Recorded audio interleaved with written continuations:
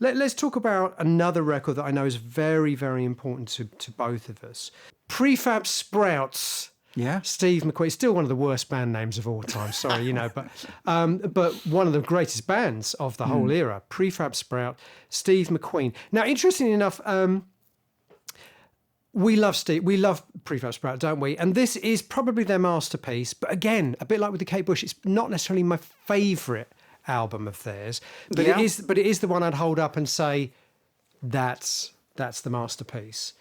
How do you describe Prefab Sprout? They're kind of out of time, aren't they? At the same time, they're produced by Thomas Dolby. Yeah. Let's just say this was a more successful Thomas Dolby production job than Dog Eat Dog by Joni Mitchell. I think he enjoyed it more. A more successful kind of collaboration with Thomas Dolby as a producer. They're kind of out of time as well as being completely of the time, aren't they, with a record like this? There's something very old-fashioned, isn't there? Obviously, famously, Paddy McAloon, the principal songwriter, always used to say that Bacharach and David were a bigger influence on him than Lennon and McCartney were. And you can absolutely hear that, can't you? There's a certain complexity always in the sort of chords, the harmonic movement, which almost screams old school. Yeah, I mean, I think you can hear Jimmy Webb in there very strongly. Yes, yeah. And I would say as well, I saw them live twice in '85, once on this tour and once on the Protest Songs tour, because Protest Songs was originally going to be released in '85, pretty much after Steve McQueen, but it was delayed by a few years. I think '89 it eventually came out.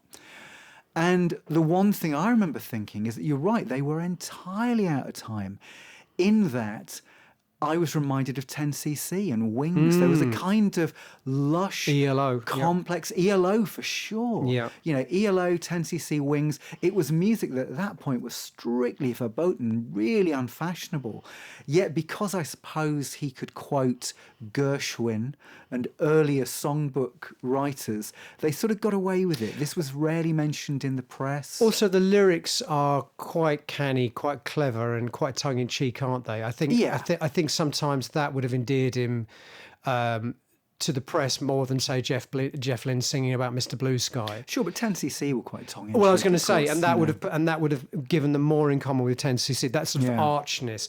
But I think the difference is that 10cc managed to have big hits, whereas Prefab Sprout always struggled, I think, a little bit to have the hits. I think When Love Breaks Down from this record was released about 73 times before it actually became, even then, it wasn't a big hit, it was a sort of middling hit. Well, I think they thought that was going to be, again, in 10cc terms, their I'm Not in Love. This was going to be the big mid-80s ballad. And in some ways, it should have been the big mid-80s ballad. It is for me. It's a glorious piece of work. And a bit like Billy Joel's Just the Way You Are and 10cc's I'm Not in Love, Just the Way You Are, influenced by I'm Not in Love, there is that choral rising sound. So I've no doubt that Dolby, if not McAloon, had I'm Not in Love in the back of their minds when they were putting that together. To write a new anthem, love anthem, But some of my favourite tracks on the record, Bonny, Moving the River, just melodically, he's so good, isn't he? Yeah.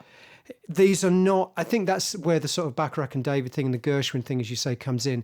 They're not obvious. They're not stock melodies, but they are just as instant and just as appealing and just as catchy. And there's a sophistication to the arrangements. It's a perfect storm, isn't it, on this record with Thomas Dolby as well, isn't it? Yeah. Because he's taken away all those kind of angular edges they had on their debut record and given them a kind of a slick pop production, but without blanding anything out about what they do. It's sort of captured what's interesting about them, as you say, And enhanced while it, bringing them into an entirely different sonic universe. I mean, I like the first album. I like Protest Songs. Yeah.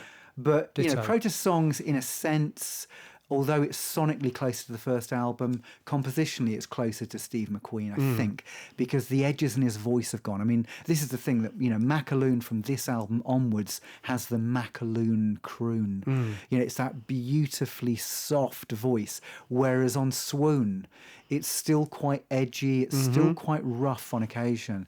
And this is, as you say, I think it's almost like Dolby has kind of managed to package them beautifully. It's a bit like... as the photos for the album were, in a sense, they're airbrushed, but to the point where they still look like themselves, but it fits in with the kind of wider pop world. It's got a cinematic sort of element to it. It's no longer street. Swoon sounds like it came from the street. this sounds like it comes from Hollywood almost. Even the title, Steve McQueen. And that, I think, becomes ever more so, over the next few albums, this kind of Definitely the next almost one, yeah. Disney Hollywood string element. There's Which a I kind love. of... I love that too. Yeah. I mean, From Langley Park to Memphis, the next album is so slick and so cheesy in a way. You just have to go with it, and I love it. I love it. This is, again, we talk about albums that catch people in transition. This album is kind of between the edgy, more post-punk aspects of the first album and the incredible lush, as you say, Disney-fied sound of the band on the subsequent records. And it's got some of his best songs on it. I think I'm right in saying, I think I read that Thomas Dolby kind of just picked the songs from a big pool that Paddy McAloon presented to him and said, these are the songs we're going to record. Well, I think that some of the songs have been written in the late, mid to late 70s. So he'd been around for a while as a songwriter. And he had cassette upon cassette of tracks. And so he gave them to Dolby, who didn't know when they were written, why they were written. Yeah. And he put it together. So I think Dolby had, significant input in this album, although obviously, the songwriting talent is McAloon's. The lyrics have got great jokes, and that joke in Moving the River, I hear you've got, what is it?